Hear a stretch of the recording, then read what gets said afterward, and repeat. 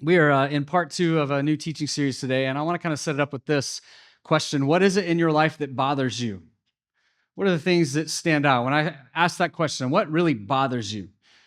If you knew me very well and you've spent some time with me, which many of you have, you know there's a handful of things that really bother me. The first thing that probably comes to mind is I don't really enjoy loud eaters, especially when there's crunchy things involved. So it's a trigger for me, and it's my issue. It's not yours. You eat how you want to eat. It's my issue to overcome and find freedom from. It bothers me though.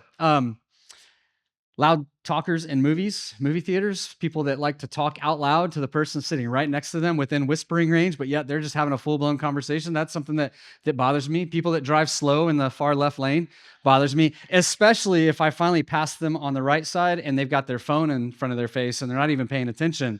That really triggers me. And so I've got a church story sticker on the back of my truck, and a lot of people ask me why I just put the logo when we created that for the vehicles.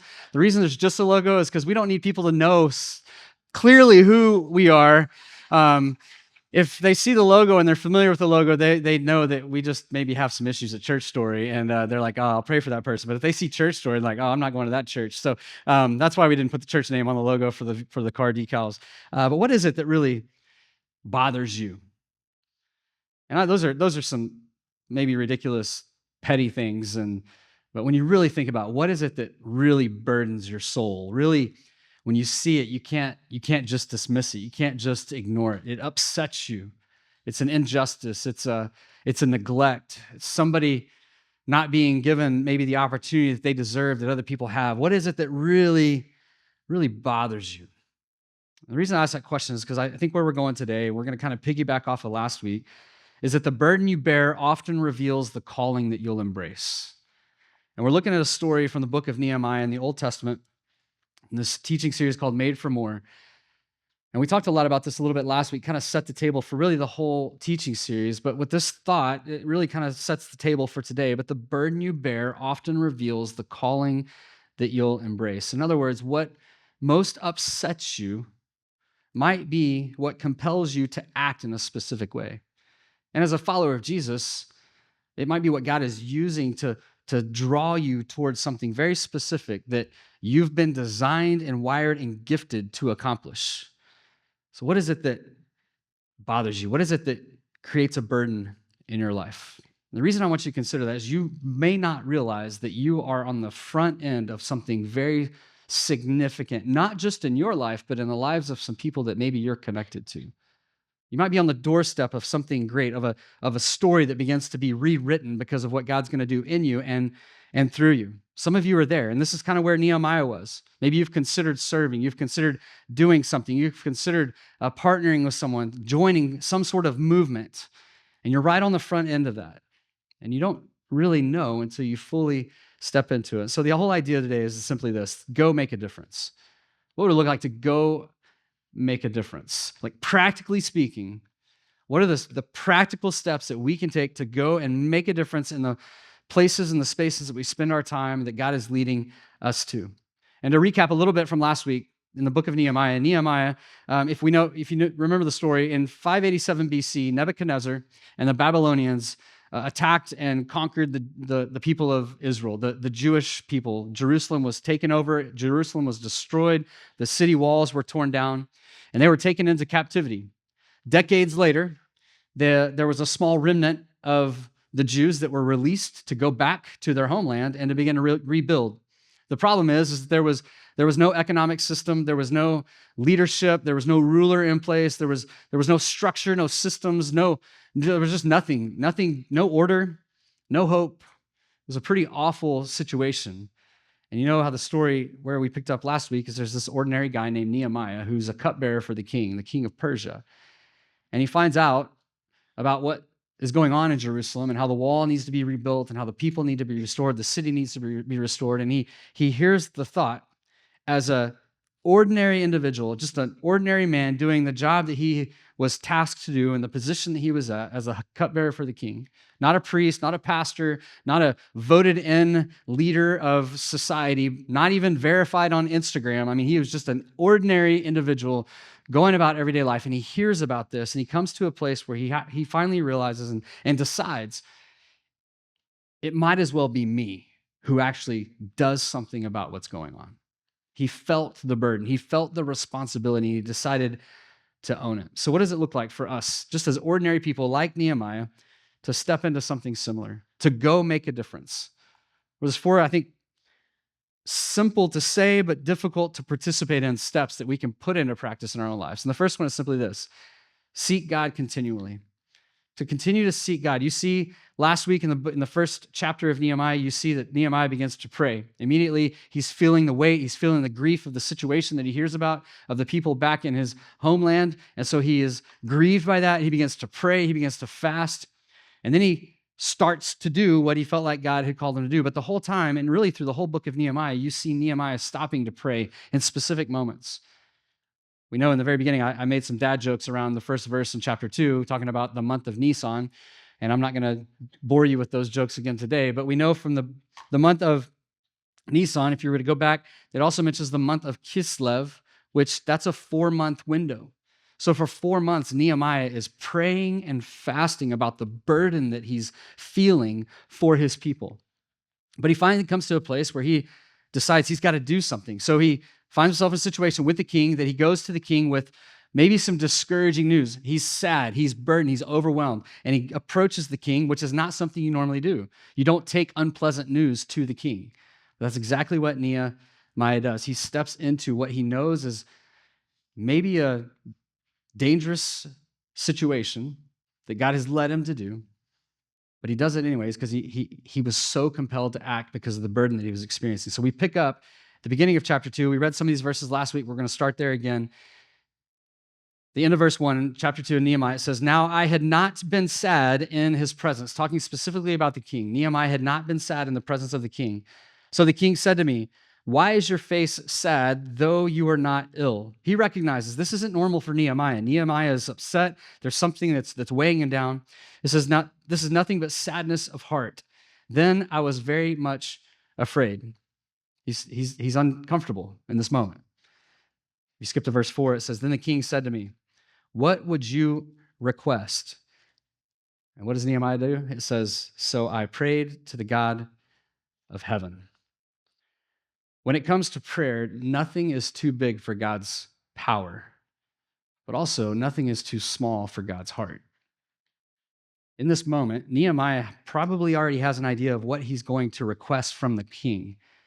But he's probably so overwhelmed by the weight of what he's about to request that before he even goes to request it, he prays to God again. He stops. I don't think he stopped and did like a full devotional morning prayer time. He just knew this was a critical moment that he had been praying into, that God had been leading him to. So in this moment, he stops and he prays one more time because he knows that he's got to do something. I think it's important for us to see this, that if prayer is not necessary for what it is we feel like God has called us to do, then it's probably not what God is calling us to do. Because God calls us to do the impossible, to participate in the impossible, so that we can rely on him. And as we're relying on him to do what he's called us to do, he's building a stronger faith in us. He's stirring something in us. I think sometimes we step into something and we think, well, God wants me to participate in this or do this, and it's really not that challenging, it's not that uncomfortable, and we don't spend any time praying about it, but we don't see that for Nehemiah. And I think the reason is because sometimes when it comes to faith things, we don't dream big enough. We dream world-sized dreams when God's calling us to God-sized dreams. And I think sometimes the world dreams bigger than the church dreams. I came across this week and was thinking about it. There's a picture that's going to come up on the screen behind me, and this is a picture of the future football stadium for the Jacksonville Jaguars. Now, I don't know any Jacksonville Jaguar fans. I'll probably meet some today now that I've said it, and I'm pointing to the Jacksonville Jaguars, but I don't know if you've ever watched a Jaguar game, maybe when the Texans were playing them. I don't remember there ever being a time where their stadium was full. There were a lot of empty seats.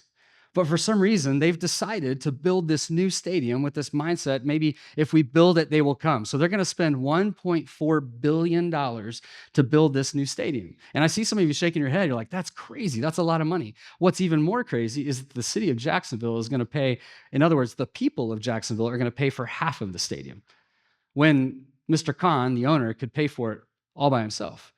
This is a significant task. If somebody had this dream to build this structure, if we build it, then maybe they'll come. And I'm thinking, man, if you just put together a good football team, then maybe they'll show up. Maybe they'll come.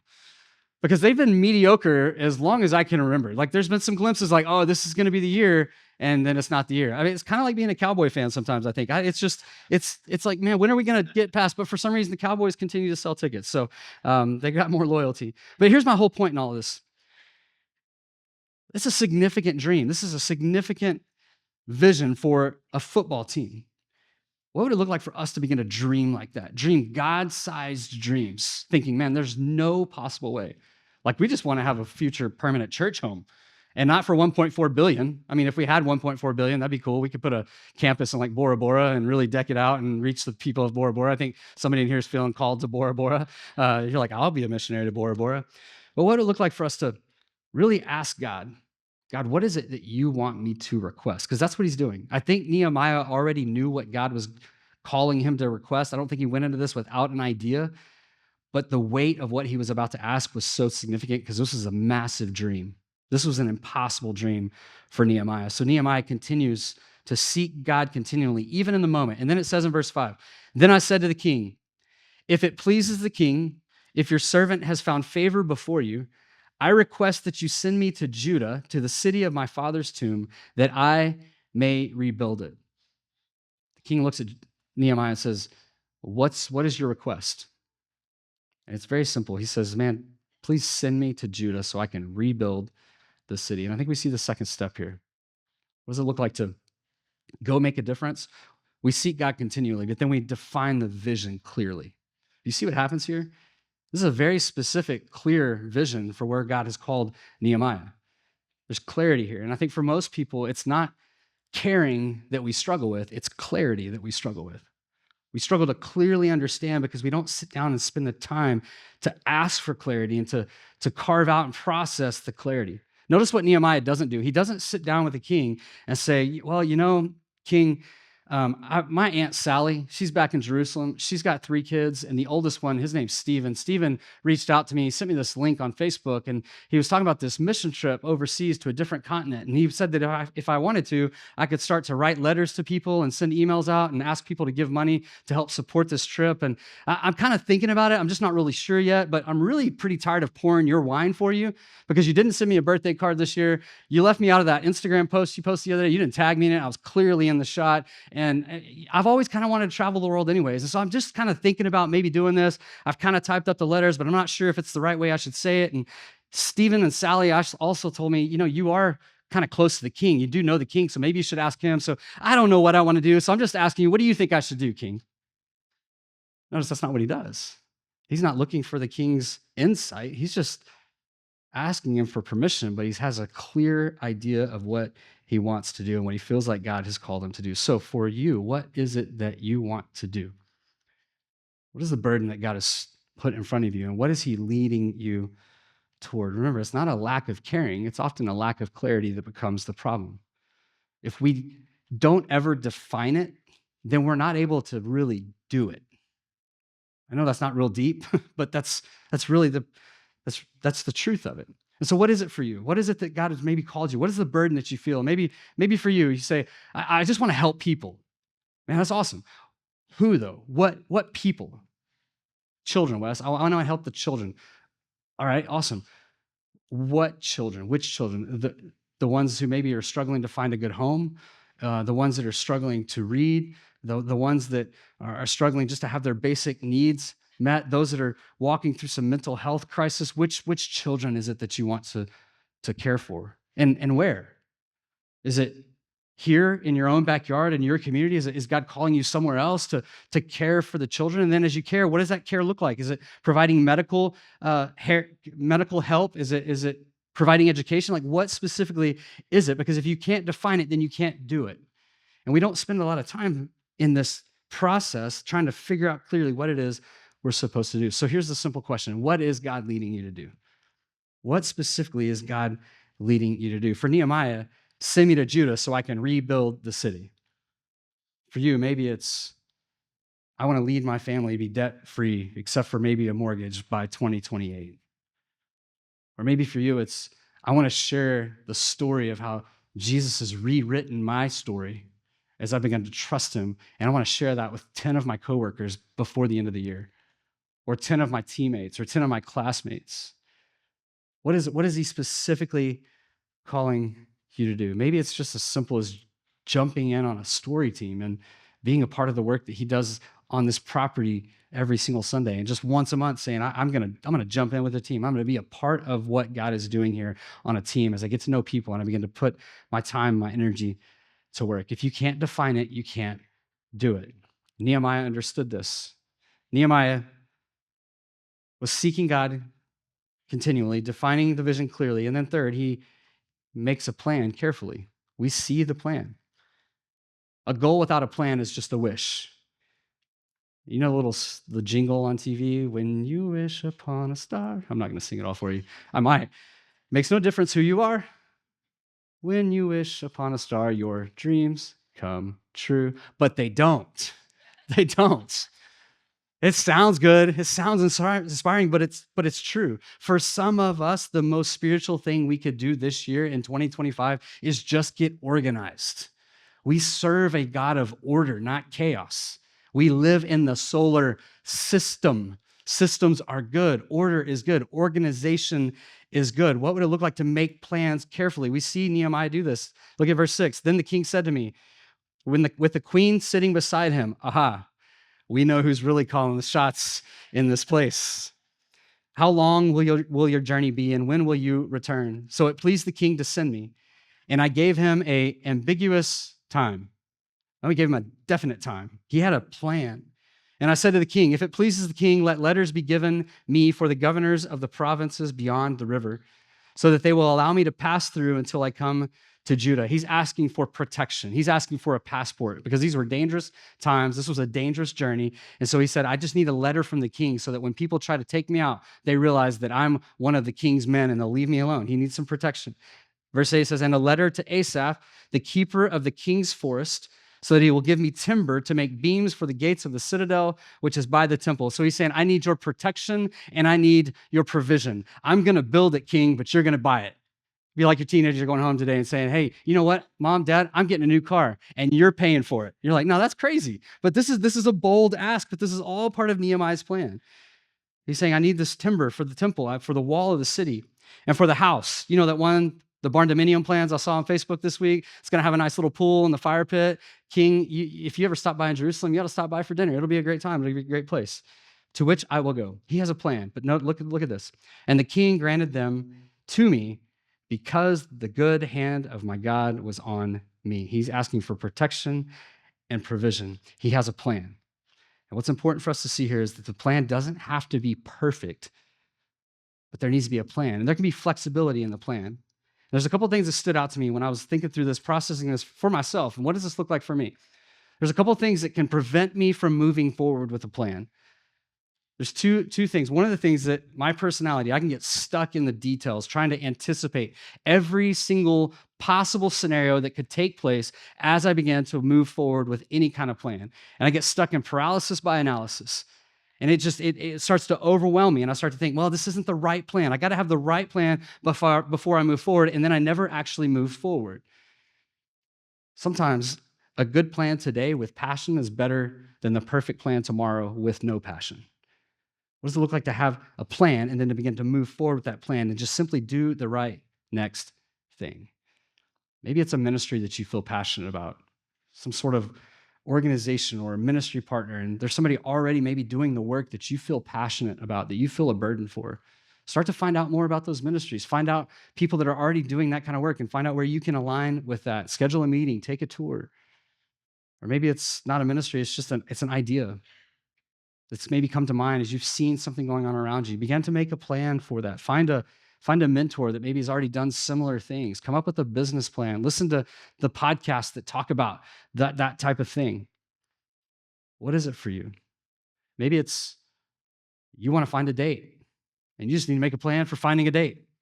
Step 1, take a shower. Step 2, sell the PS5.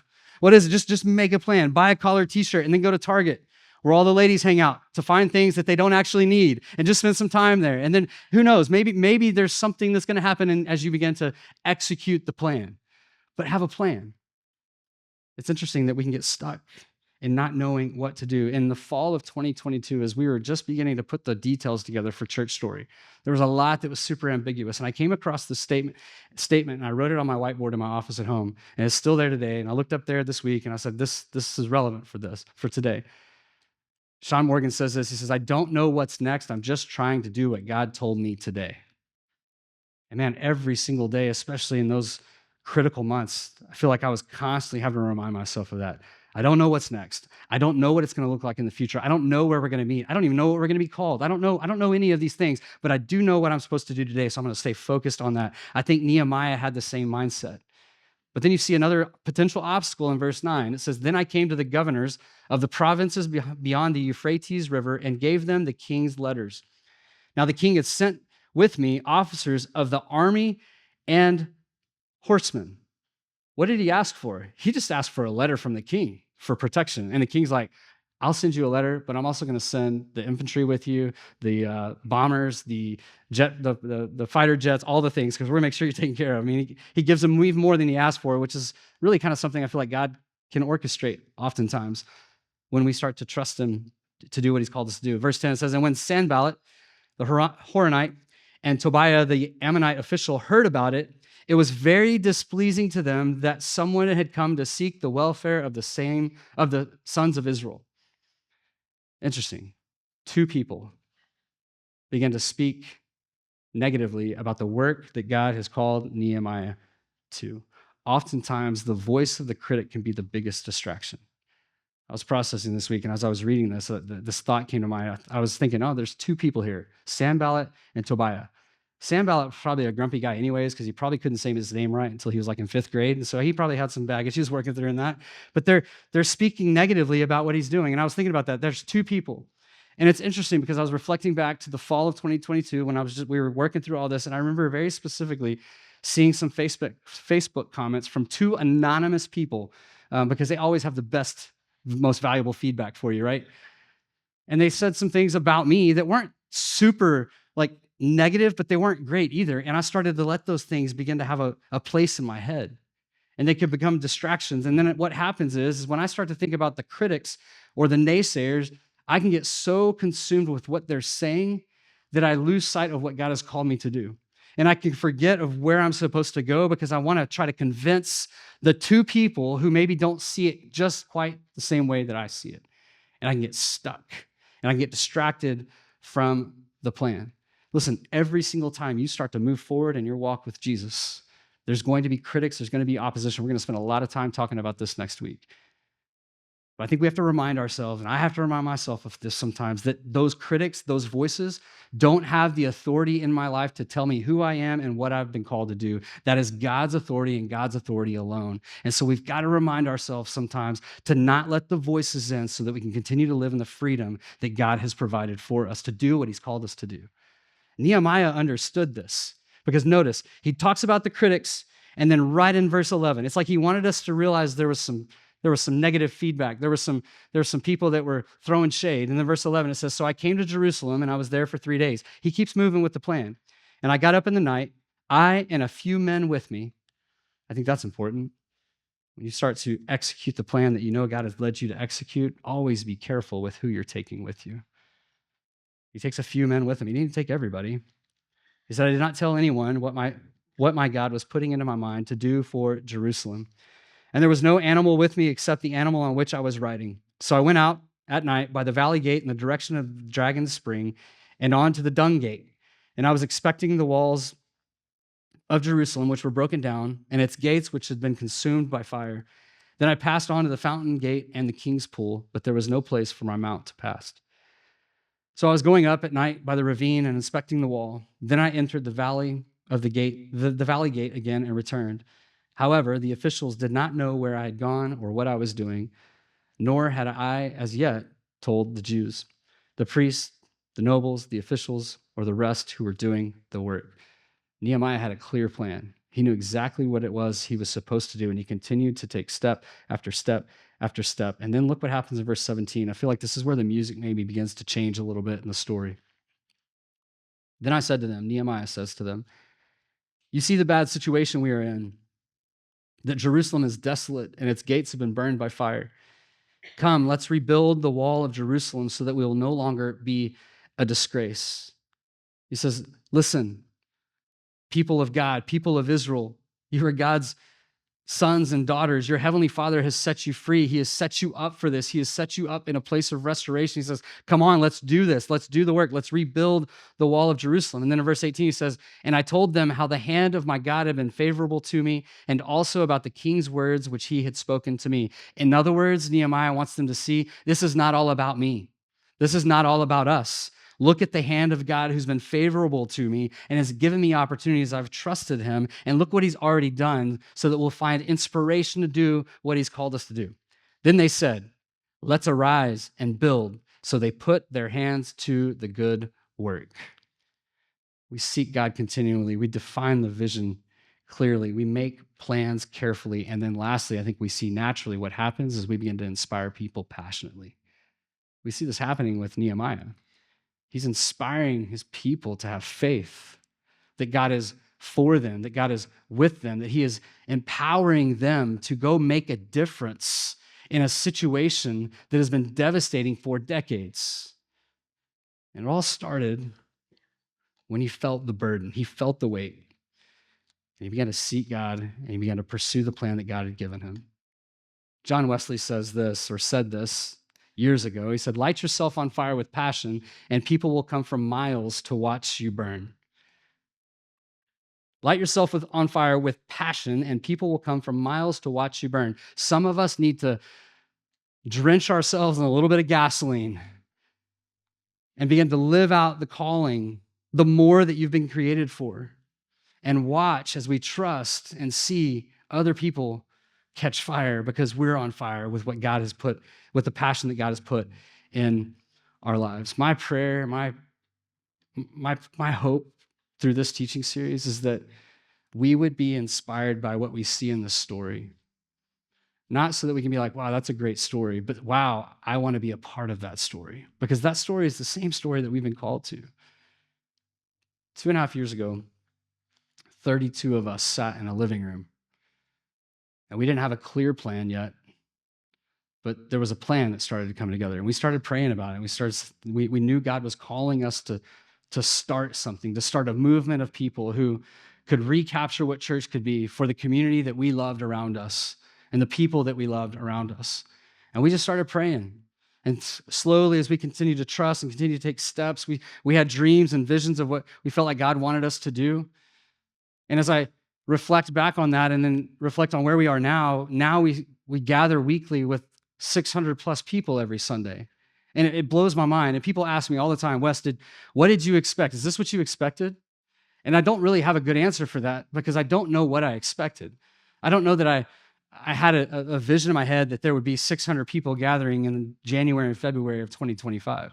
I just knew what God had called us to do in that time, and I was going to trust him with the rest. I think we've continued to do that, but we see people from all walks of life, all backgrounds, all church experiences, some really good church experiences, some life-giving experiences, joy-filled experiences, but then we also have some negative church experiences that have been represented as we've gathered together, beginning to heal maybe what's been broken and what we've felt disappointment around when it comes to church and faith and the things of God. 73 people being baptized in 2 years. That's not normal. The average church in America baptizes 2 people a year. And I don't say that so that we can say, man, look at us. Good job, church story. I do that so we don't miss what God is doing here and allowing us to be a part of. It blows my mind. Every week I hear stories. I heard one this morning. And I heard about this place from someone I work with, and they won't stop talking about what they're experiencing among the people at church stories. So we had to come check it out. And we're here. And I hear story after story like that every single week. My kids play football with their kids, and they were talking about some people that they met and how much they've enjoyed this church that they started going to that meets in a junior high in Tomball, in a cafeteria where middle school students hang out all the time, which who knows what else goes on in this place Monday through Friday.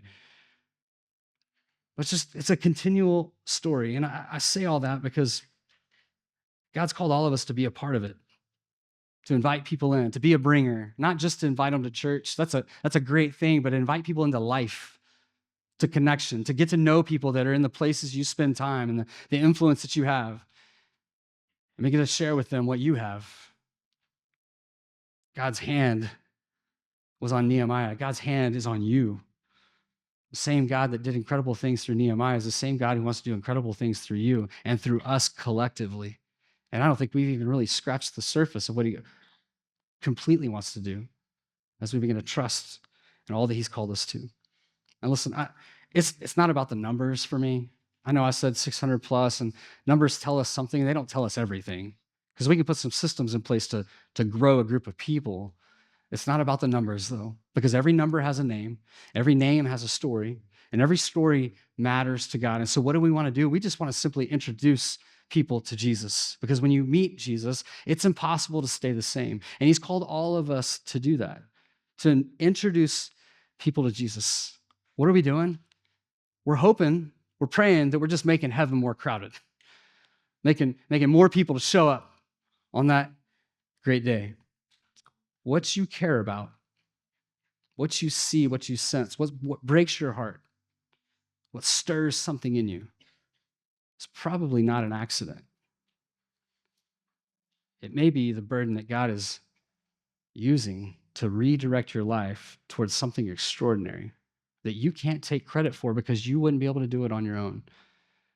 And there's nowhere else more life-giving to live and to sit and to stay than in that. So I don't know what the next step is for you. I don't know what he's leading you to, but I know that the burden that you bear is often the calling that you'll embrace.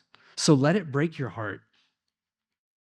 Let it overwhelm you. Let it stir some sort of crazy passion in you. Because like Nehemiah, where he says, we can save our people and no longer be in disgrace.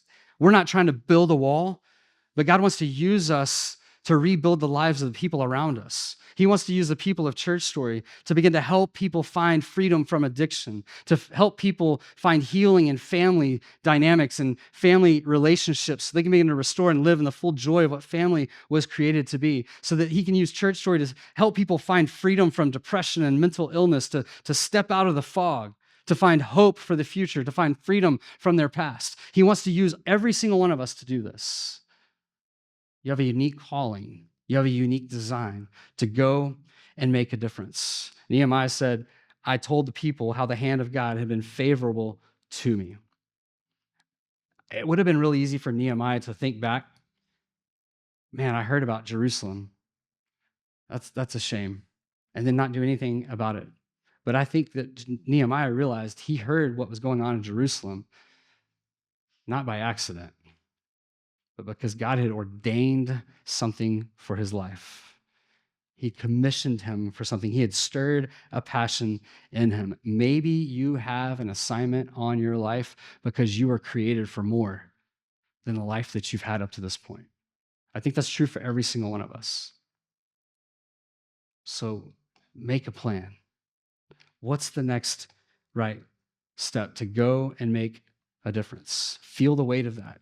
Join the work that's already happening. And then watch as God does something extraordinary in you and through you. Let's pray. Before I pray, I want you to consider something. I know that we're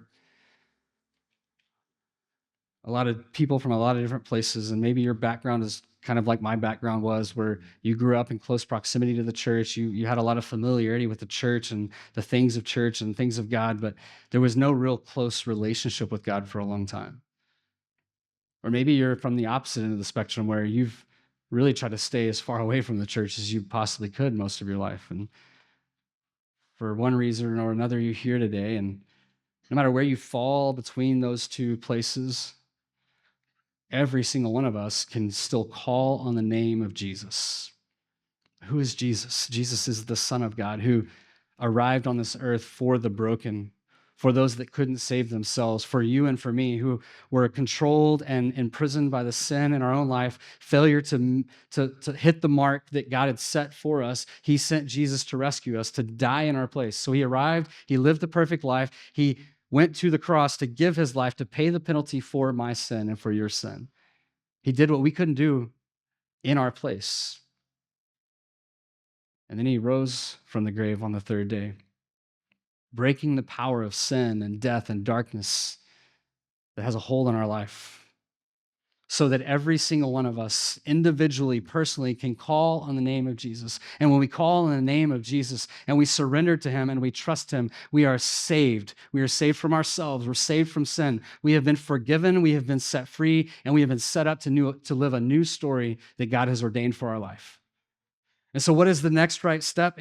You may not know all the steps, but the next right step may just be simply today saying, Jesus, I trust you. I surrender my life to you. I've lived it all on my own up to this point, and I'm tired of that. And so I'm going to give my life to you. Would you take my life, lead me, show me how to live from this point forward? Maybe that's the next step for you. And I don't know if that is for you or if that is for the person sitting next to you, but I feel like that's the step for somebody that's in the room today. So just simply say, Jesus, I trust you. I surrender to you.